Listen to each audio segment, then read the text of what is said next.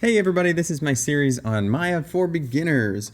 This is for any of you who have never touched Maya at all, or you have opened it up, maybe dabbled a little bit, but kind of need some direction to get into modeling and texturing, shading, rigging, animating, the whole bunch. So today I just wanted to start off super simple, hopefully pretty quick here, and talk about the interface of Maya. It can be a little bit daunting when you open this up. There's a lot going on here, a lot of menus, a lot of icons, windows.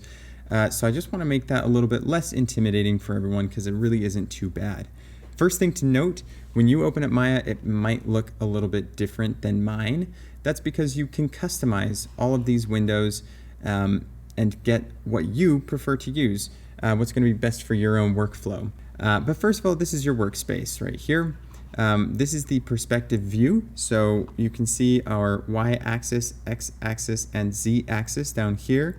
This is based off of the Cartesian coordinate system. I have no idea if I'm pronouncing that correctly, but yeah, basically it's just spin around here, which I'll show you how to do later.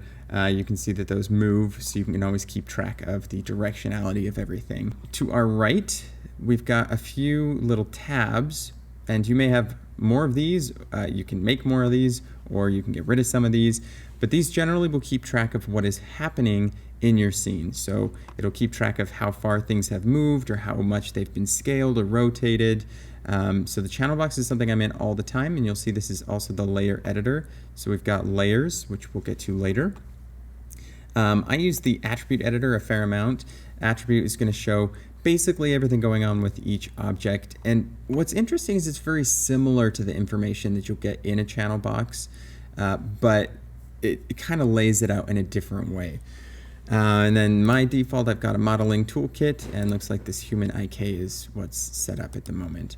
Okay, and if you click any of these twice, you'll see that they just hide. So if you need more workspace, I can do that with my outliner too. We can really open this kind of space up, which is nice.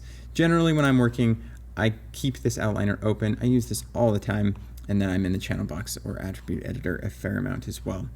Okay, up here, this is the file menu structure is what I always call this, and you'll see that you've got some familiar things, you know, file, edit, and then we get into some create, which is where you create a lot of your objects, selection, modify, etc.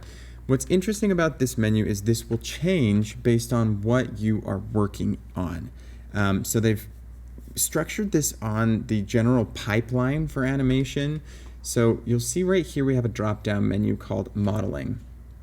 And if I click on this, it goes from modeling into rigging, into animation, into FX, into rendering, and then of course we can customize. So while we're in the modeling subset of menus, we have things like mesh and edit mesh and mesh tools and mesh display, some of the curve options, etc. And if you keep an eye on those, as I switch this to say rigging, you'll see that they all change. So now we have things like skeleton, skin, deform, constrain, which are all things that you can do in rigging. Switch to animation, same thing, those are always going to be changing. So if ever you're watching a tutorial and they tell you, click on edit mesh and you don't see it, that's probably what's going on, is you probably accidentally changed this right here. Okay, moving on here, we have a couple of hotkeys. So we can, save, undo, move forward, etc. But don't worry too much about a lot of this. The snapping tools, these little magnets, these are going to be pretty helpful. And then once you get to rendering and stuff, you'll be looking in this area here. And then this is called the shelf. Okay, this is one of the things I always find is intimidating at first until students really understand what this is. All it is a repeat of everything up here. Just straight up. These are your quick access icons to get to features that you're trying to use. So for example, by default, I'm in the poly modeling shelf tab. So I have things like create a sphere, create a cube. And if I went up to create polygons, you'll see that I have the same things, even with the same icons. So This is just to help you go faster at some point, and it's really up to you how familiar you want to get with these. And what a lot of people do is they start creating their own shelf, and they'll start adding to it. So you'll see I have extra things in my animation shelf that you won't have by default because I use these. Okay, and you've got your own custom shelf that it gives you where you can really just throw everything on here that you use the most often. This is a really great thing to customize. So if you know you're always using certain features, check them up here and quick access. You'll see you've got more menu options that are specific to your panel. Okay, so to this perspective view, which we're looking through right now. And then the outliner, this tells you everything you have in the scene. If you don't have access to this right now, just go up to Windows, Outliner, and that will open up. And one thing that's awesome is you can pretty much customize everything. So I can just click and drag that away, move this where I want. Anytime you see this kind of blue line show up, that's where it's going to attempt to dock. Okay, so if I wanted to dock this over here, I could, but I like it right there. At the left side, we have our selection options, and then we have the move, scale, and rotate, which I use hotkeys for those, so I'm very rarely up here. In fact, even these here, I've customized one of them to an animation setup, but you'll see this is our default view. So if ever you get lost and you don't see this default perspective view, you can just click this and we'll come back. Or we can go to our 4 views by clicking on this one. So this shows orthographic views, which basically means a flattened out version of a top, front, or side view, and any of these you can change as well, which we can get into the customization, but just real quick, you'll see in panels, you have things like perspective, and then we could switch it to a perspective right here. We can go to orthographic, we can do new and do a back side, or right or left, or top or bottom. So you can customize all of this so specifically to what you're trying to do.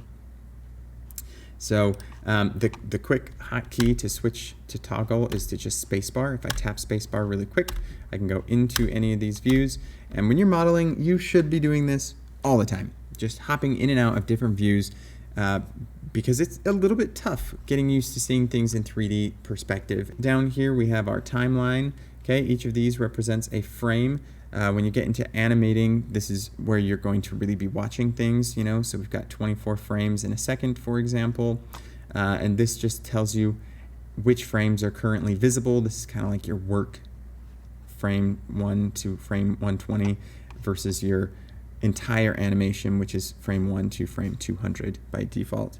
Okay, you've got some options for putting in code down here. Our preferences, this is a quick option to get into those, which are great to have. A script editor here. Looks like it's popping up on the wrong side here, wrong screen. This, super great for adding things to Maya.